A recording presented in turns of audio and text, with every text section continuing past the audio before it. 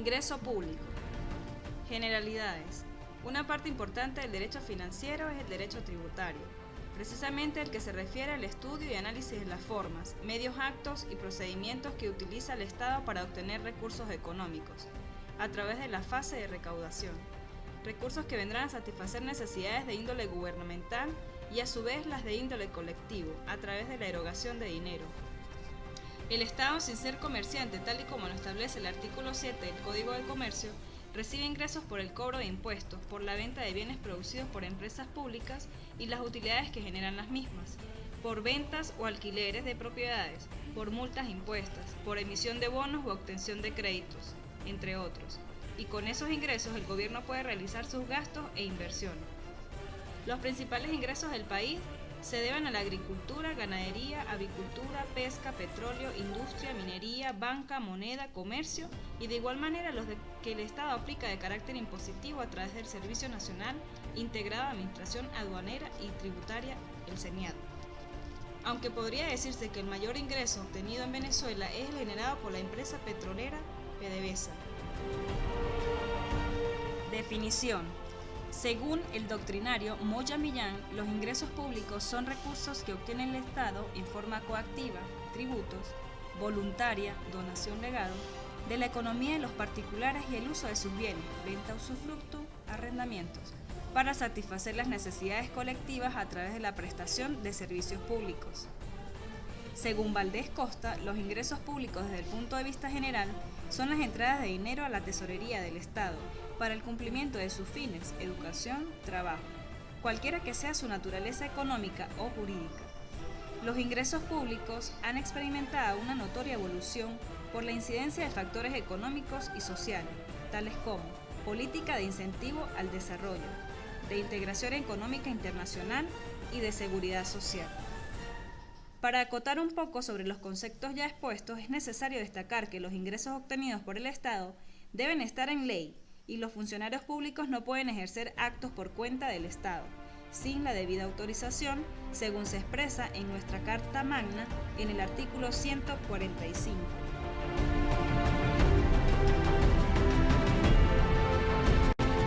Característica de los ingresos públicos.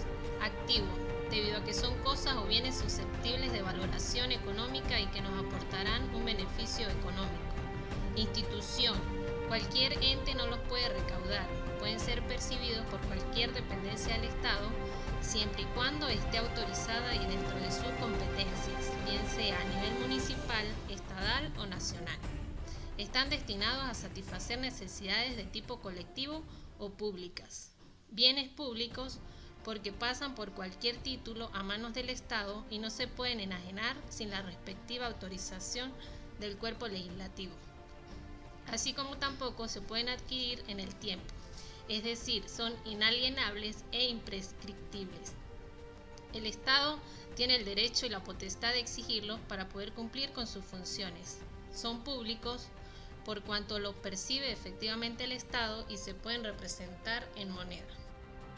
Principio rector en materia de ingresos públicos. Principio de legalidad, el cual consta del administrativo, penal y tributario. A efectos del ingreso público nos enfocamos en el tributario, según consta en el artículo 317 de la Constitución de la República Bolivariana de Venezuela, el cual reza lo siguiente: no podrán cobrarse impuestos, tasas ni contribuciones que no estén establecidos en la ley, ni concederse exenciones o rebajas, ni otras formas de incentivos fiscales, sino en los casos previstos por las leyes. Ningún tributo puede tener efecto confiscatorio. No podrán establecerse obligaciones tributarias pagaderas en servicios personales. La evasión fiscal, sin perjuicio de otras sanciones establecidas por la ley, podrán ser castigadas penalmente. Según este artículo, no se puede establecer un ingreso público de forma coactiva a los particulares sin que previamente exista una ley que los estipule. Criterio de clasificación según Moya Millán. Clasificación económica. Existen varias clasificaciones de ingresos públicos, sin embargo nos enfocamos en la de Millán y Costa. Originarios y derivados. Originarios o de derecho privado son los recursos que el Estado y demás entes públicos obtienen de su propio patrimonio y de la administración de sus bienes. Ejemplo, las rentas de comercialización de los recursos naturales, arrendamientos de obras o servicios. Derivados o de derecho público son aquellos recursos obtenidos a través de su intervención coactiva en la economía de los particulares en virtud de su poder de imperio. Ejemplo, los impuestos, las tasas, las contribuciones y los ingresos parafiscales. Ordinarios y extraordinarios. Ordinarios, recursos que percibe el Estado de manera regular y periódica. Ejemplo, el impuesto sobre la renta aduanera, los impuestos sobre producción y consumo. Extraordinarios son los ingresos que el Estado recibe de forma ocasional, una sola vez. Es un ingreso no periódico, no regular. Ejemplo, la privatización de una empresa pública, el impuesto del precio de los hidrocarburos, impuesto al débito bancario, entre otros. Nominales y reales. Nominales, según Valdés Costa, son aquellos que aumentan los fondos de la tesorería, aumentando correlativamente el pasivo y disminuyendo el activo. Es decir, no tiene efecto sobre el patrimonio. Ejemplo, la deuda pública. Reales, aumentan el fondo de la tesorería sin aumentar las obligaciones del Estado, ni disminuir el activo. Ejemplo, el aumento de las reservas internas anuales u operativas del Estado. Corriente y de capital, adoptado por la ONU. Corriente corresponde a las utilidades netas de la empresa, ingresos procedentes de la propiedad de bienes, el impuesto sobre la renta, circulación de bienes y contribuciones de seguridad social. Capital son recursos de transferencia de capital externa o interna, préstamos y los impuestos sobre capital. Clasificación jurídica, según Valdés Costa y Moya Millán. Relaciones con las personas jurídicas de derecho privado y entes públicos asimilados, aquellas desde el punto de vista financiero. Dentro de esta tenemos voluntad unilateral del Estado. El Estado, en virtud de su poder de imperio y por autorización de la Constitución, actúa como sujeto activo de una relación jurídica. Concurso de voluntades. Se realiza por medio de contratos, ya sean por medio de negocios onerosos como la compra-venta y arrendamiento o por medio de negocios gratuitos como son las donaciones, herencias y legados. Relaciones intergubernamentales.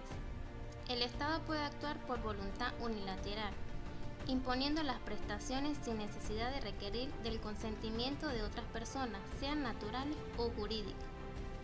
Por concurso de voluntades es necesario que exista el ejercicio de voluntades, ya sea en negocios onerosos o gratuitos. Onerosos. Prestaciones que ingresan al Estado en pago de bienes y servicios, establecidos en precios genéricos. Gratuitos. Son, por ejemplo, herencias, legados y donaciones. Contribuciones parafiscales. Son ingresos obtenidos por determinados entes públicos para asegurar su funcionamiento, por ejemplo, el SAMAR. Sanciones fiscales. Multas. Son sanciones pecuniarias, impuestos a los contribuyentes por incumplimiento o infracción cometidas. Créditos públicos y monedas.